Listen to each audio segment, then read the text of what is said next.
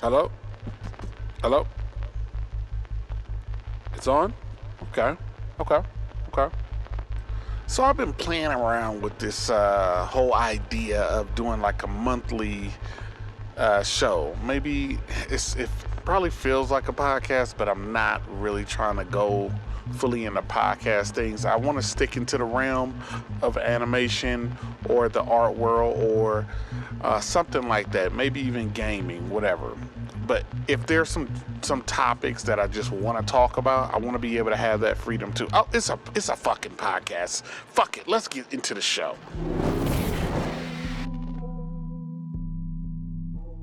Hey, you. If you're here, more than likely, you into sketching, drawing, doing some shit, making up OCs. You probably even dream to be in something big or see your name in some credits or something. But today, you know what we doing? We're peeling back the curtains. We're peeling back the curtains on animation. Fuck those guys. I mean, the studios. I'm an animator. Because behind some of the most beloved shows and billion-dollar studios are stories of artists who were burned, broken, and sometimes completely erased. This is episode 1 of our new miniseries, The Dark Side of Animation. Let me paint the picture for you. You're 23, fresh out of high school. School. You could be a super senior. I'm not knocking anybody for being a senior.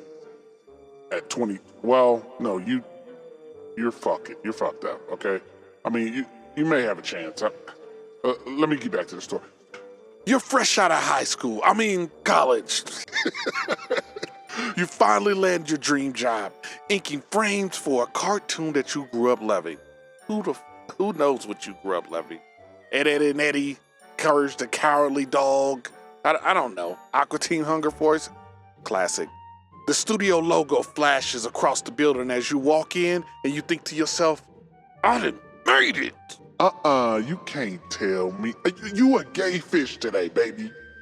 Best of both worlds. I didn't mean that. Yeah, whatever. Yeah, maybe I did. But 3 months in, you're not getting paid. Or maybe your pay is delayed again because you got paid late last time. You're staying up until 4 a.m. fixing frames that producers won't even look at. And when the episode airs, your name is nowhere in the credits. Does that sound extreme to you? Not really, kind of not to me. That sounds like you bitching. Really, you just got here, dude. But let's just continue on with the story and see how this plays out. It doesn't sound outrageous to me. So, in the 90s and early 2000s, major studios started outsourcing animation work overseas to cut costs on paper. Labor was cheaper in places like South Korea, the Philippines, India, and you could pay 1/10 of what you would pay a US animator and get a full episode in return. But here's where it got grim. Artists in those studios often work 12 to 16 hours a day, no overtime, cramped conditions, no rights to their work. In many cases, the artists were contractually forbidden to even talk about the work that they were doing. So, sharecropping for animators. What? And for the record, this isn't even an old problem. This is still happening to this day. But that's not the only way that these studios exploit animators.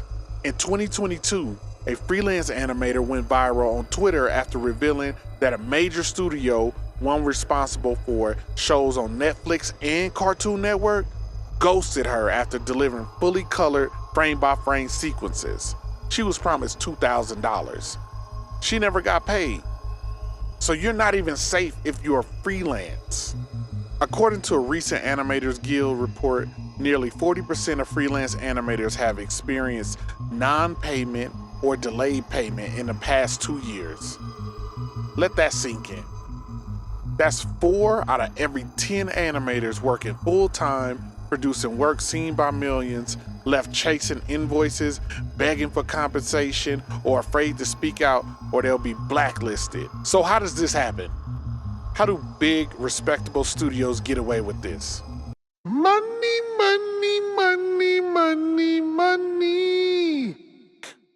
trick.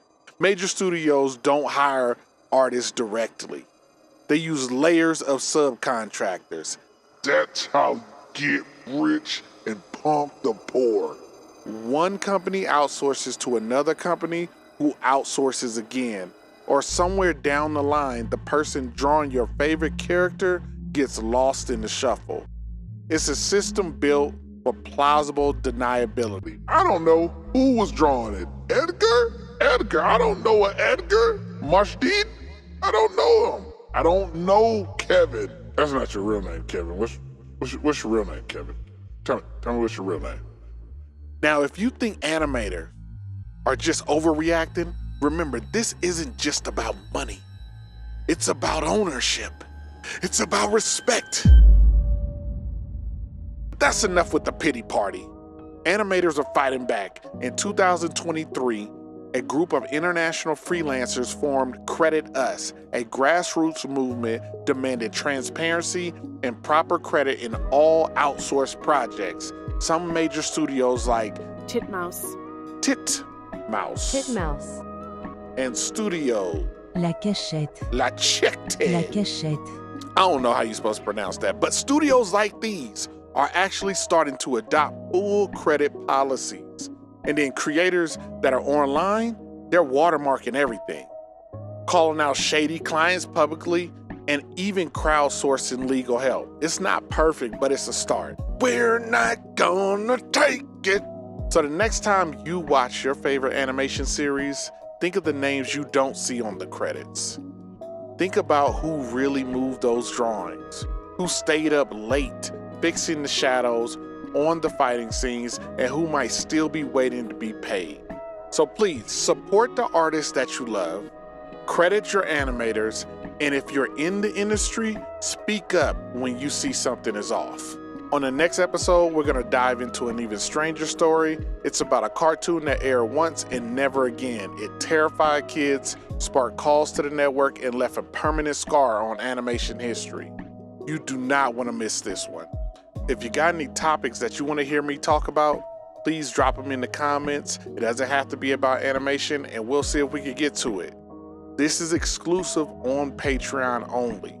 I don't know if I'll ever do any episodes anywhere else. I hope you like this. We're still testing this out, remember?